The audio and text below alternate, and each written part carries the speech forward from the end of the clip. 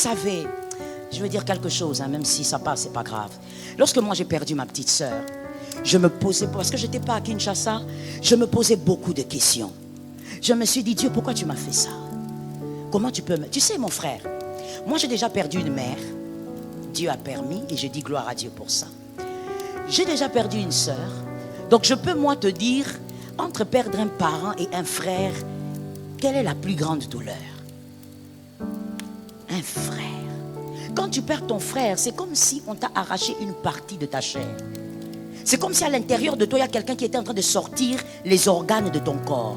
C'est une douleur que je ne peux pas expliquer. Quand j'ai perdu ma soeur, j'ai dit, Seigneur, pourquoi? Pourquoi tu m'as fait ça? Pourquoi tu t'es pas arrangé, organisé? N'es-tu pas le Dieu de la résurrection? Pourquoi tu ne t'es pas organisé? Pendant que moi je priais ici, pourquoi tu ne m'as même pas signalé? Pourquoi tu n'as pas créé quelque chose? Peu importe comment c'est arrivé, toi tu es le maître des temps et des circonstances. Et à un moment donné, bien aimé, c'était pas direct. C'était après plusieurs mois de douleur. Voilà pourquoi je te dis, toi ne sors pas de l'épreuve avec des blessures. Pendant plusieurs mois de douleur, finalement un jour Jésus me dit, est-ce que tu crois que tu es ma fille pour me comprendre ou pour me croire?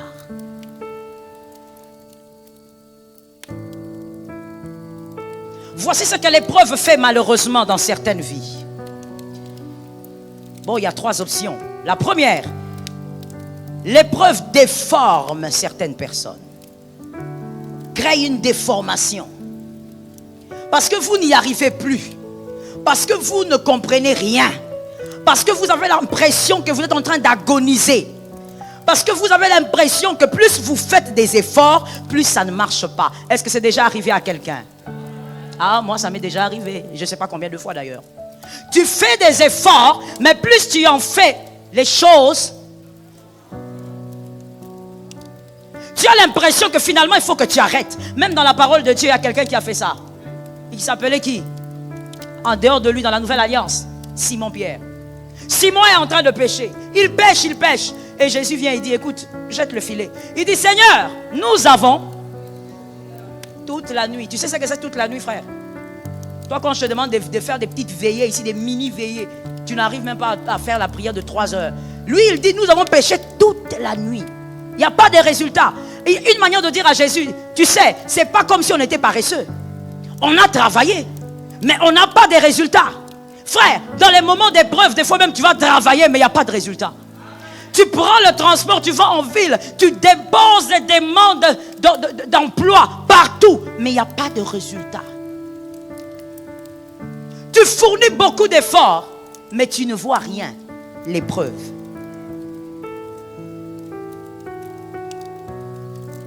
Et des fois, il y a des gens qui se déforment à cause de ça. Ils disent, mais où est Dieu finalement? Qu'est-ce qui se passe? Qu'est-ce que Dieu veut? Est-ce que j'ai péché? Et même si j'ai péché, Dieu ne peut-il pas me pardonner? Il y a des gens qui disent, je ne comprends pas Dieu, j'en ai marre. Et voilà, sa foi commence à s'émourir. J'ouvre une parenthèse pour dire ceci, mon frère, entre toi et moi. Dieu est notre Père, amen. Tu es en retard, Dieu est notre Père, amen. Alors écoute, Dieu ne demande pas d'être compris, il demande qu'on puisse le croire. Celui qui veut aller dans les choses de Dieu en disant je dois comprendre a déjà commencé à échouer. Est-ce que quelqu'un me comprend? Avec Dieu, on ne cherche pas à comprendre, on cherche à croire. Dis ça à ton frère. Je sais que je parle à plusieurs âmes, alors s'il vous plaît, quand je dis à ton frère, dis-le. Je sais pourquoi. Regarde ce que Jésus dit dans Jean 5,5.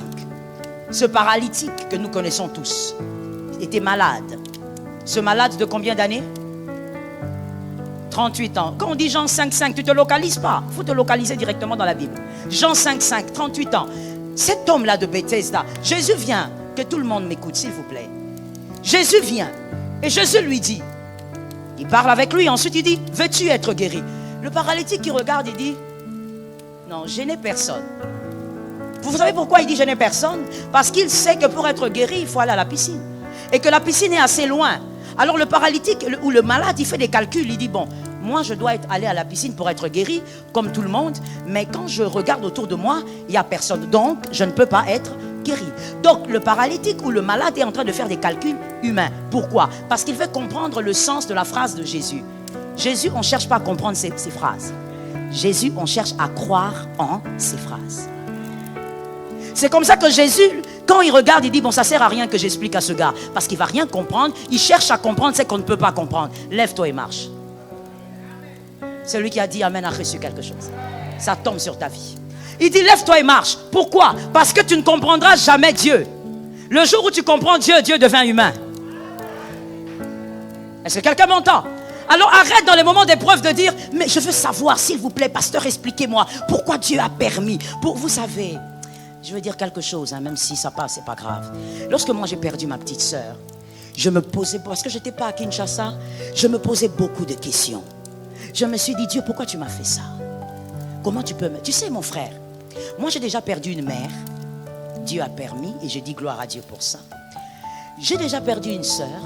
Donc je peux moi te dire, entre perdre un parent et un frère, quelle est la plus grande douleur? Un frère. Quand tu perds ton frère, c'est comme si on t'a arraché une partie de ta chair. C'est comme si à l'intérieur de toi, il y a quelqu'un qui était en train de sortir les organes de ton corps. C'est une douleur que je ne peux pas expliquer. Quand j'ai perdu ma soeur, j'ai dit, Seigneur, pourquoi? Pourquoi tu m'as fait ça? Pourquoi tu t'es pas arrangé, organisé? N'es-tu pas le Dieu de la résurrection? Pourquoi tu ne t'es pas organisé?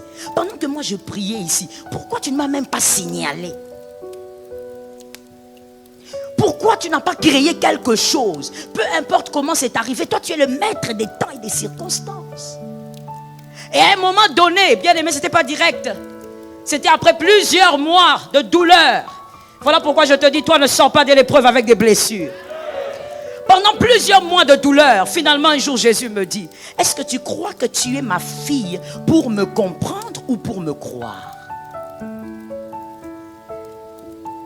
Et la réponse est claire. Je suis fille de Dieu pour croire en Dieu et non pas pour le comprendre.